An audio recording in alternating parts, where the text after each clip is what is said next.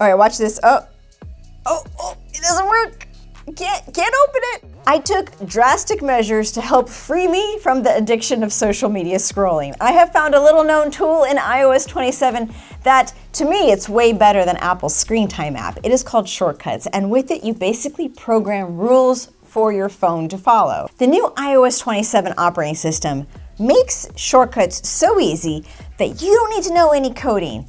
You just speak what you want into the phone and it builds the code for you. I'm going to show you an example. Every time I open the Threads app, show me my big to-do list. AI magic commencing. All right, let's see if it works. Here's Threads. Oh, no social media. Instead, things I have to do. Some say this method is a bit medieval, and medieval just so happens to be the perfect era for escaping technology. You see, I fully committed on my quest to escape the shackles of screens. I took my family to the Ren Faire, and along the way, I discovered how shortcuts give me the right balance of having a phone to capture the moment, but not let my scrolling spin out of control. There's no knight in shining armor that will save us from a doom-scrolling future, but maybe I could be a light for you in these dark ages. I'll explain why I think using shortcuts in this silly way is one of the best hidden features of iOS 27. It is a feature that I'm not so sure even Apple's best visionaries could foretell customers would use it in this manner. If you don't know what shortcuts are, let me explain the basics. You gotta think of shortcuts as programming your own automations. For example, if a person arrives home, then turn on my lights. If my alarm goes off, then show me a list of items on my calendar today. Now, this existed before, but I shied away from using shortcuts because it took a little finesse to dance around these commands, to program all these different things. But that's not going to hold you back anymore. There is a new twist in iOS 27 that lets you just use common language to speak your wishes into the app, like you're some magician conjuring text spells with incantations.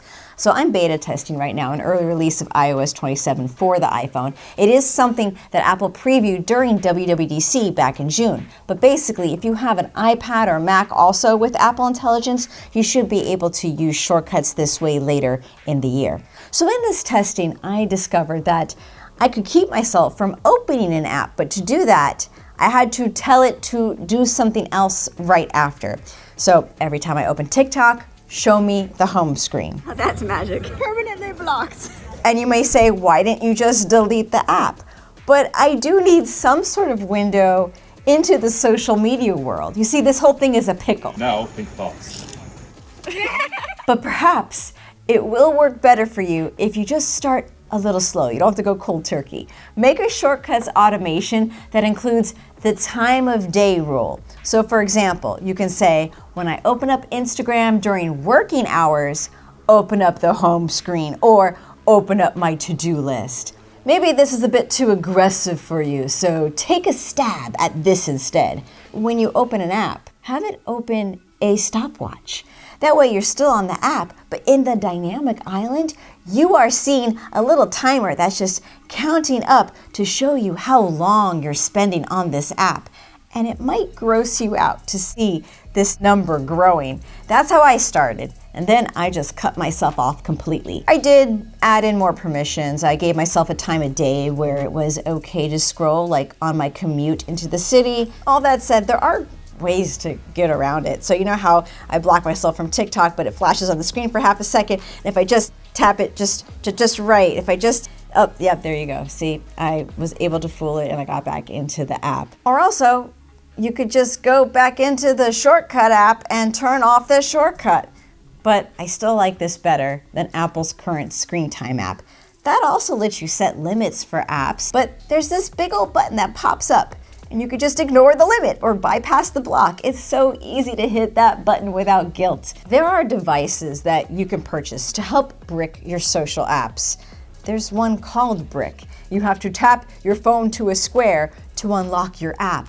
But that costs around $70, and I would rather take an actual brick to my device before buying something that cuts me off. And I get it, these apps are rewiring our brains. The dopamine rush that they give us, it's a real thing. And right now, Meta is in trial regarding this very issue, how Instagram and Facebook are designed to be addictive. Give me YouTube. We know social media is not healthy, but we keep going on our phones. We are playing with fire. We deal with the dangers because we have real lives. We have to juggle with staying in touch with the world and being on top of current events. I hear myself. It seems like I should just delete the app because it feels silly. It feels like I'm just putting on a costume to hide the problem.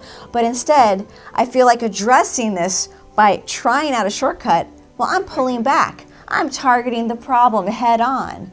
And yes, we should reach out and talk to other humans without reaching for these apps first. We don't have to be sealed to this fate of being captivated by the apps that rest in the palms of our hand. We have willpower. Sometimes, though, it just takes a little guide to show us the way before we walk the path ourselves. My kids were calling me out on how much I was using my phone. They were right. But here's a tip. Huzzah to the wonderful tipper! Be kind to yourself and just try this crazy shortcut trick on one app at a time to see how it works. See if you notice that you're living in the moment more. You can also layer it with Apple's Screen Time app until you find the right combo on what keeps you on task. If you found this useful, come find me here every Friday where we talk about what is new in the world of Apple. And if there are other shortcuts that you use, tell me about it in the comments. I want to hear about it.